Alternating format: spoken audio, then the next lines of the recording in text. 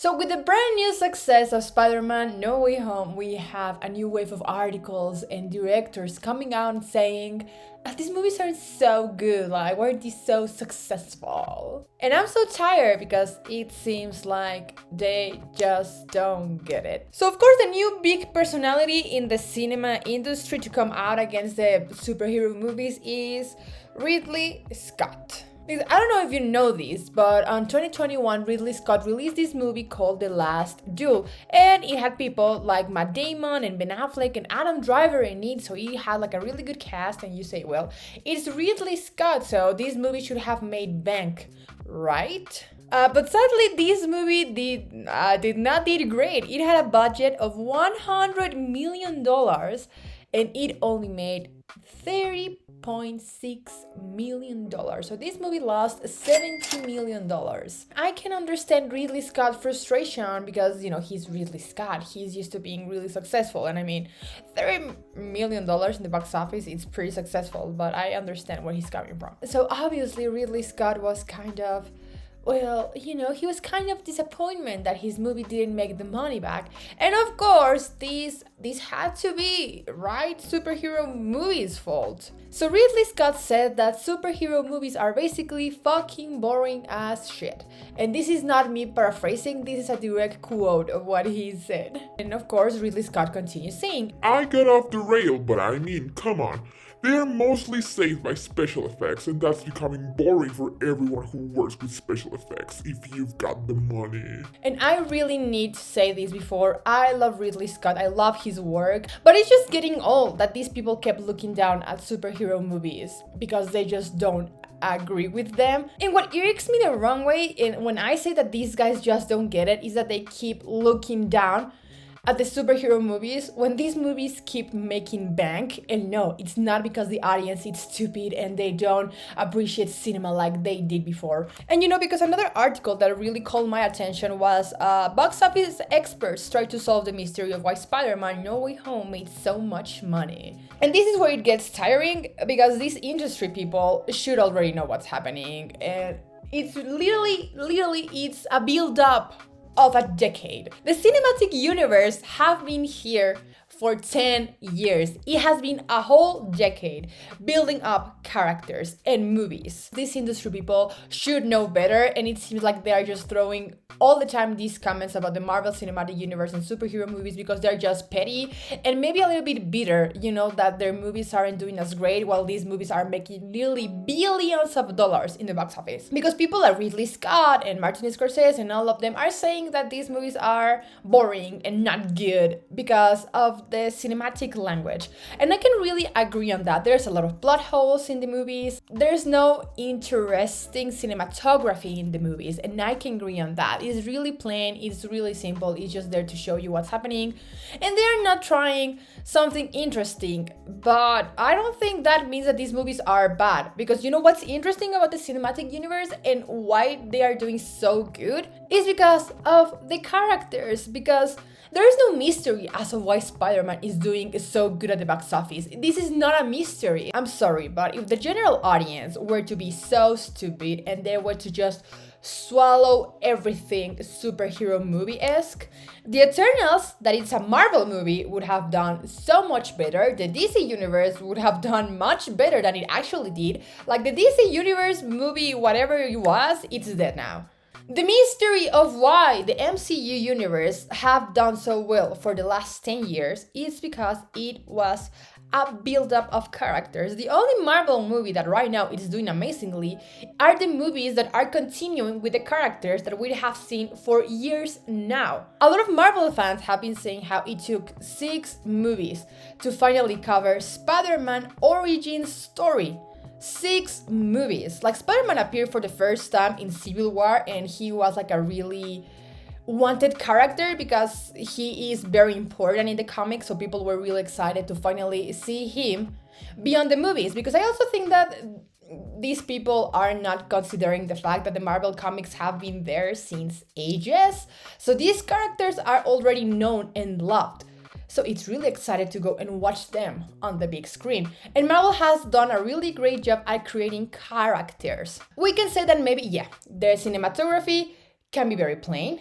There are plot holes in the stories, but their characters, the most important thing in a story, that is if a character is likable or not, their characters are super likable and super charismatic. Spider-Man No Way Home has done so good, it's because he is an incredibly loved character. Tom Holland has done a really good job, the writers have done a really great job with his character, he's very compelling, he's really nice. So you are saying that this Spider-Man has gotten a build-up of 6 movies, and of course people want to know how his story is going to end. This movie didn't do good just because it's a superhero Marvel movie. The Marvel movie that is doing great at the box office are the ones that are still talking about and using characters that we have been seeing for years. Now, my last point comes from this article by the IndieWire that reads, Spider-Man opens to $260 million this weekend, changes the movie business. Nightmare Alley, a movie by Guillermo del Toro, also opened wide and grossed 1% of No Way Home. Can big budget adult movies still survive in theaters? My answer is 100% yes. What is happening to Nightmare Alley by Guillermo del Toro? What happened to The Last Duel by Ridley Scott? What happened to Last Night in Soho by Edgar Wright? It has to do with the same thing. Please start marketing your movies. The only reason why I find out that Nightmare Alley was already in theaters is because I follow a bunch of movie pages that write articles, and the review for the movie came out and I was like, wait, is that already out? I don't even remember watching a trailer of that movie. I don't remember seeing anything about that movie, and it was the same thing with The Last Duel by Ridley Scott. I didn't even know that movie existed until I started watching all of these YouTubers saying that The Last Duel was actually a really good movie and that it was really sad that it bombed at the box office. I was like, when did this movie came out? I think The Last Night in Soho did a little bit of a better job, but just because it had Anya Taylor-Joy, and right now she is like one of the it girls of cinema, so a lot of people are following her and really love her, but still it bombed at the box office. And again, all of these movies are not marketing, that they are really trusting that just because it is a Ridley Scott movie, Guillermo del Toro movie, and you know, they are these really recognized directors, that just because of that people will show up at cinemas. And yeah, people that are fans of these directors, of their work, they will go to the cinema to watch their movies, but the general public won't, because they don't even know what your movie is about. They have not seen a trailer. I have not seen a freaking trailer of either of those two movies. I'm a big fan of Edgar Wright, and that's maybe why I saw a little bit more of Last Night in Soho. Maybe that was like a personal thing. But for these two directors that I like, but I don't religiously follow what they do, I had no idea these movies came out. No idea. And that's their main problem. Like, you know, if you have a problem with these superhero movies doing so well and yours not, then please talk to the marketing team of the production house you're working with, because I can tell you that if more people knew about these movies, they would do much better. And I can back up this claim with Dune. Dune is a movie that had a budget of $165 million, and in the box office, it duplicated that budget. Dune made $394.6 million at the box office. And it is because this movie received so much promotion. We were constantly looking at new stills of the movie, and it had Timothée Chalamet, and it has Zendaya, and they really used Zendaya, despite the fact that she was like for 2 minutes in the movie, and she was in all the promotions, in all the posters, in all the trailers. And every time a new trailer for Dune came out, every single page was like, oh my god, look at Dune, look at this movie, look at it, it has Timothée Chalamet, please look at this movie, it's amazing, the special effects are wow. There was so much information constantly coming out about this movie. You know, that people were like, I mean, I cannot stop hearing about this freaking movie. I will watch it because now everyone will be talking about it. So the reason why these big adult budget movies are not doing great at the box office, it's not because people only want to watch Marvel-esque movies.